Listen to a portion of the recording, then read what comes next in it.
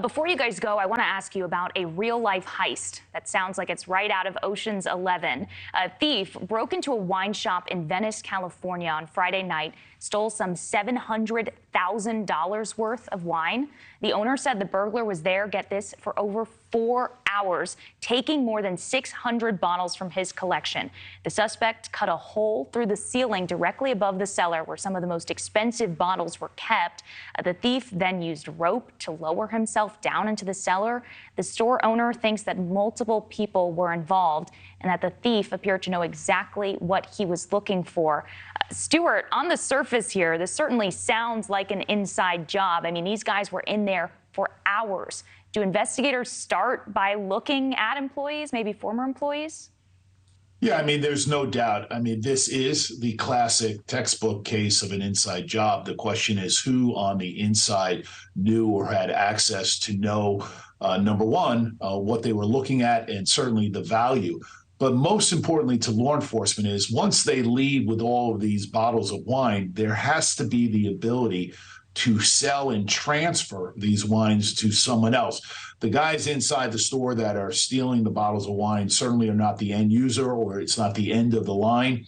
And so law enforcement, through their investigative steps, are going to try to piece together and identify that entity or those individuals who would have been interested in this type of brazen heist. There's no doubt the insiders knew the alarm system, knew the ability that if they came through the roof, that it was not going to set off the alarms, and certainly had the comfort of knowing that they had up to 4 hours to pull this off. So I will say that there is no doubt over the next days or weeks that this case will be solved. And whether or not they recover the wine, that's something else. But certainly the people behind breaking in, they'll be apprehended. Yeah, and you've got to imagine that surveillance video is going to come into play, of course, in tracking them down. Misty, I want to ask you really quickly here. The shop owner said that some of the stolen items were, of course, expensive, but they were also his most prized wine. So that impact for him, not only financial, but emotional. Does insurance come into play in something like this? It absolutely could, especially somebody who has a collection of this magnitude, these really, really special bottles that could not even be purchased again.